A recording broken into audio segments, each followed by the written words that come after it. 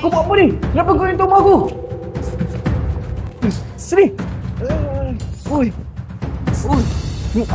Kenapa kau ada kat rumah aku? Kenapa kau hentak rumah aku? Rumah abang ni kat luar buruk sangat abang. Saya nak cantikkan rumah saya daripada dinding sampai ceiling ni macam link kat Bayu ni. Ha?